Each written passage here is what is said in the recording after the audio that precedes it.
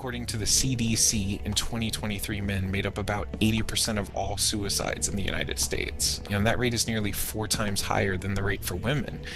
I'm not here to dismiss women's mental health because it matters just as much. But today, because I am a man, I want to focus on how mental health affects men. Men's mental health is important, but it is often ignored. Even though society has gotten better at talking about mental health, there's still a strong stigma around men opening up about their emotions. Because of this, many men struggle in silence instead of getting help. The Anxiety and Depression Association of America says that about 1 in 10 men deal with anxiety or depression. I struggle with my mental health too. For many men, getting mental health care is already difficult. Social pressure, fear of judgment, and not knowing how to express emotions can stop men from asking for help. Men do have a responsibility to seek help, but it's understandable why many avoid it. Too often, society blames men for their struggles. Men are more likely to turn to substance abuse, violence, or isolation instead of treatment. Studies have shown that men report slightly lower rates of anxiety than women, but higher rates of depression symptoms and suicidal thoughts. A lot of men are also taught from a young age that showing emotion is weakness. Boys hear things like man up, stop crying, or be a man. Over time, those messages build up. Eventually, many men stop talking about their emotions entirely because they feel embarrassed or ashamed. The problem is that ignoring emotions doesn't make them disappear. Most of the time, those feelings build up internally until they come out in unhealthy ways, like anger, addiction, self-destruction, or complete emotional shutdown. Many men also feel like they have to handle every problem alone. Society often praises men for being independent and self-reliant, but sometimes that mindset becomes dangerous. Humans are social creatures. Everyone needs support sometimes, regardless of gender. Even when men do ask for help, the care they receive can fall short. Studies from the United States and Canada found that over 60% of men who died by suicide had reached out for mental health support within the previous year.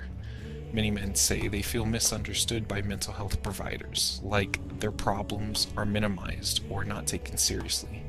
Another issue is that mental health struggles in men don't always look the way people expect. Depression in men can sometimes look more like anger, irritability, emotional numbness, or reckless behavior instead of sadness. Because of that, people may not recognize when a man is actually struggling mentally. So what exactly is stigma? Stigma is the negative way people think about mental illness. Social stigma happens when people believe mental health struggles are a sign of weakness. This can lead to judgment, rejection, and discrimination. There's also self-stigma, where people begin to believe those negative ideas about themselves. Professional stigma happens when healthcare workers unintentionally dismiss or judge people with mental illness. Cultural stigma comes from beliefs and expectations within different cultures. One major issue connected to men's mental health is traditional masculinity. Traditional masculinity teaches men that they should always be strong, dominant, and unemotional. Toxic masculinity happens when these ideas become harmful. Boys are often told not to cry, not to show fear, and to man up. Phrases like boys will be boys normalize aggressive and unhealthy behavior. When boys grow up believing emotions are weakness, it becomes harder for them to express themselves in healthy ways. Manhood needs to be redefined. We need a culture where men feel comfortable being honest about their emotions instead of hiding them.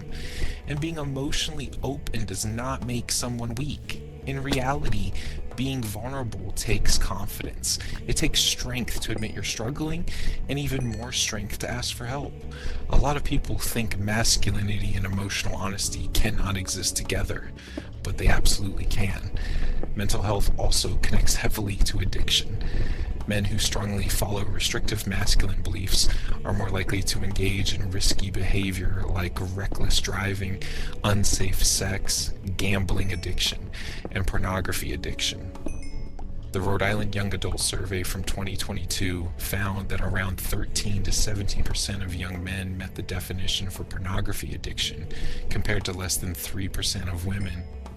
People struggling with pornography addiction also have much higher rates of suicidal thoughts. I personally struggle with pornography addiction. I think addictions like that are sometimes misunderstood. A lot of people assume addiction is just about having no self control, but usually there's something deeper behind it. Many addictions become coping mechanisms. People use them to escape stress, loneliness, depression. Mental illness and addiction often feed into each other. This is called a co-occurring disorder or dual diagnosis. Someone may struggle with depression, anxiety, PTSD, or another mental illness, while also dealing with substance abuse or addiction. Mental illness can increase the chance of addiction because people may use substances or unhealthy behaviors to escape emotional pain. At the same time, addiction can make mental health worse by changing brain chemistry and increasing symptoms. Social media and the internet can also make mental health worse for young men. Constant comparison, unrealistic expectations, isolation, and negative online spaces can affect self-esteem and mental well-being. A lot of men feel pressure to be successful, attractive, wealthy, confident, and emotionally unaffected all at the same time. When they feel like they don't meet those standards, it can create feelings of failure and hopelessness. So, what do we do about it? We need to break the stigma around asking for help. Men should feel comfortable talking openly about their emotions without fear of judgment. We also need to support the men around us more. Sometimes a simple conversation can genuinely help someone who feels alone.